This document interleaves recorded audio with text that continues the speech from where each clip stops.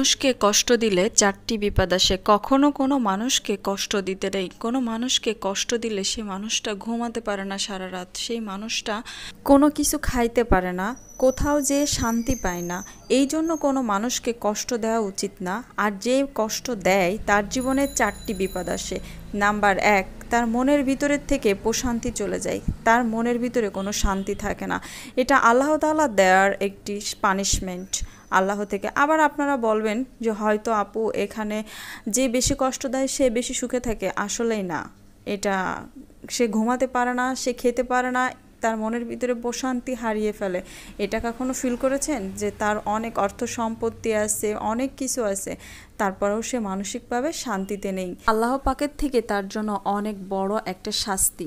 এই জন্য কখনো কোনো মানুষকে কষ্ট দেওয়া উচিত নয়। সব সময় মনে রাখবেন কোনো মানুষকে কখনো কষ্ট দিবেন না।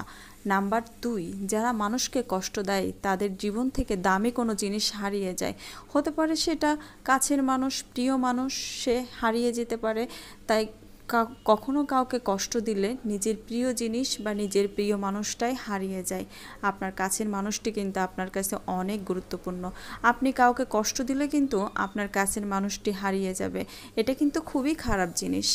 নাম্বার 3, যে মানুষকে কষ্ট দেয় থেকে মানুষের ভালোবাসা নষ্ট করে দেয়। আপনি যদি কাউকে কষ্ট দেন তাহলে কারোর মনে আপনার জন্য ভালোবাসা থাকবে না, আর মানুষও আপনাকে কষ্ট দেবে। এটা একদমই সত্য কথা। যে খারাপ মানুষ সে সবসময়ের জন্যই খারাপ। খারাপ মানুষের সাথে কেউ থাকতে চায় না, খারাপ মানুষকে কেউ ভালোবাসে না। আপনি যখন বুঝতে পারবেন যে ওই মানুষটা খারাপ, ভালো না, তার সাথে কি আপনি থাকতে চাইবেন বলেন? অবশ্যই থাকতে চাইবেন না। খারাপ মানুষের সাথে কেউ থাকতে চায় না। যে মানুষকে কষ্ট দেয় তার জীবনে মানুষের ভালোবাসা থাকে না, মানুষের মনে তার জন্য কোনো ভালোবাসা থাকে না, সিম্প্যাথি থাকে না। তাই খবরদার কখনো মানুষকে কষ্ট দেবেন না। কাজে মন বসে না কোনো, এটা আসলেই খুবই খারাপ জিনিস। তাই সবসময় মনে রাখবেন কখনো কাউকে কষ্ট দেবেন না। আর নাম্বার 4, এই 4 নাম্বার পয়েন্টটা আসলে খুবই ইম্পর্টেন্ট। আপনি যে ভুল করেছেন, আপনি যে অন্যায় করেছেন, এটা আল্লাহ তাআলার কাছে আপনি ক্ষমা চাইলে আল্লাহ তাআলা আপনাকে ক্ষমা করে দেবে। কিন্তু আপনি যাকে কষ্ট দিয়েছেন সে কিন্তু আপনাকে ক্ষমা না করলে আল্লাহও আপনাকে এই অন্যায়ের জন্য ক্ষমা করবে না। এই জন্য সবসময় মনে রাখবেন ব্যবহারে, আপনার কোনো কাজে, আপনার কোনো কিছুতে কেউ যেন কখনো কোনো কষ্ট না পায়। আপনার বাড়িতে কাজের লোক থাকতে পারে, ড্রাইভাররা থাকতে পারে, তাদের সাথে এমনভাবে কথা বলবেন না যেন তারা আপনার কথায় কষ্ট পায়। এটা সবসময় খেয়াল রাখবেন। তারা আপনার কথা, আপনার কোনো ব্যবহারে যদি কষ্ট পায়, এই কষ্টের জন্য তারা ঘুমাতে পারবে না রাত্রে ঠিক মতো, তাদের কোনো কাজেই মন বসবে না, তারা সারাক্ষণ ওই চিন্তাই থাকবে।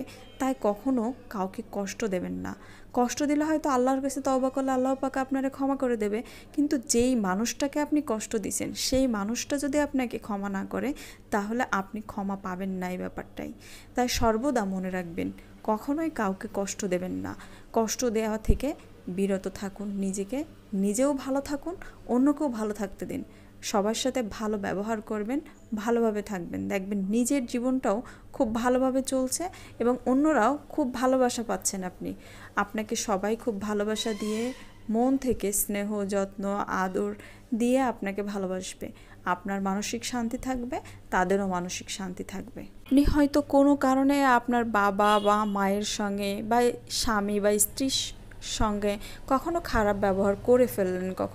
আমরা আসলে অনেক সময় এরকম খারাপ ব্যবহার করে ফেলি। এটা যদি আমরা নিজেকে সংশোধন করি এবং মনে রাখি যে না, এমন কোনো ব্যবহার করা যাবে না যে তারা কষ্ট পায়, এমন কোনো কথা মাকে বলা যাবে না যে কথাটায় মা কষ্ট পায় বা বাবা কষ্ট পায়, এই ধরনের কথাবার্তা থেকে আমরা বিরত থাকব। পরিবারে একসঙ্গে অনেকেই থাকতে গেলে অনেক ধরনের ঝামেলা হয়, এই ঝামেলাগুলো এড়াই চলতে হবে। তবে মানসিক